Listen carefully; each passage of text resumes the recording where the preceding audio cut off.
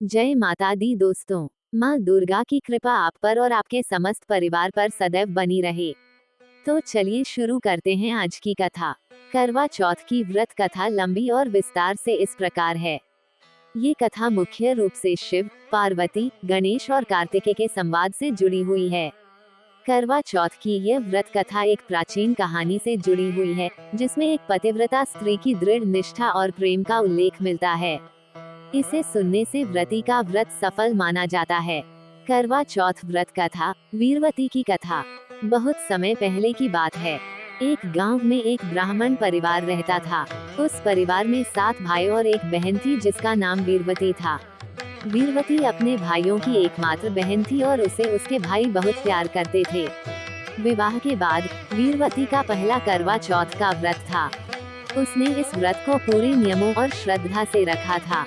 सुबह से निर्जल और निराहार रहकर वीरवती ने व्रत किया।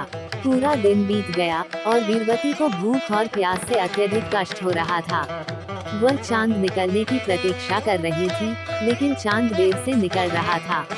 अपने भाइयों की बहन की हालत देखी नहीं जा रही थी, इसलिए उन्होंने चांद निकलने से पहले ही एक चाल चलने का निश्चय किया। भाइयों ने एक पीपल के पेड़ के पीछे एक छलनी में दिया जलाकर इस तरह रख दिया कि ऐसा प्रतीत हो जैसे चांद निकल आया हो। उन्होंने वीरवती से कहा, देखो बहन, चांद निकल आया है, अब तुम अपना व्रत खोल सकती हो। वीरवती अपने भाइयों के कहने पर विश्वास कर बैठी और छलनी में दिए की झलक देखकर चांद मान लिया और अपना व्रत तोड़ दिया। उसने खाना खा लिया। व्रत तोड़ने का परिणाम, जैसे ही वीरवती ने पहला कौर मुंह में रखा, उसे बुरी खबर मिली कि उसका पति बीमार हो गया है और उसकी हालत बहुत गंभीर है। वो अपने पति के पास पहुंची और उसे मृत पाया। वीरवती को बहुत दुख हुआ और उसने रोते हुए अपनी गलती का एहसास किया। उसे समझ में आया कि उसने व्रत अधूरा और असत्य चांद देखकर खोला था, जिसके कारण ये अनहोनी हुई। वीरवती अपने पति को लेकर भगवान शिव और माता पार्वती के पास गई और उनसे क्षमा याचना की।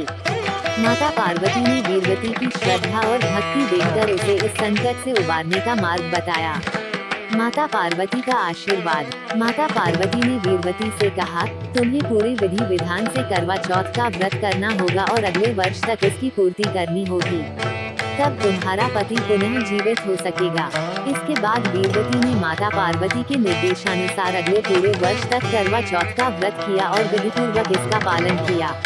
अगले साल फिर से करवा चौथ के दिन वीरवती ने पूरी श्रद्धा से व्रत रखा और रात को चांद देखकर अर्घ्य दिया। उसकी तपस्या और भक्ति से प्रसन्न होकर माता पार्वती ने उसे आशीर्वाद दिया और उसके पति को पुनः जीवित कर दिया।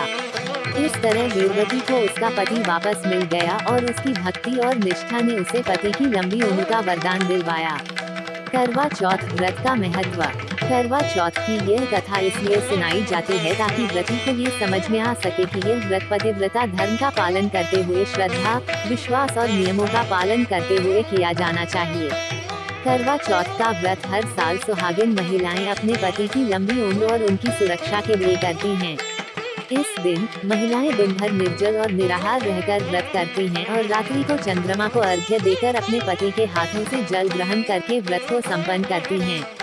इस प्रकार करवा चौथ की यह व्रत कथा ये संदेश देती है कि निष्ठा, समर्पण और विश्वास से किया गया कोई भी व्रत अवश्य ही फलदायक होता है। अगर आज की कथा आपको अच्छी लगी हो तो इस चैनल को सब्सक्राइब जरूर करें। माँ दुर्गा की कृपा आप पर सदा बनी रहे।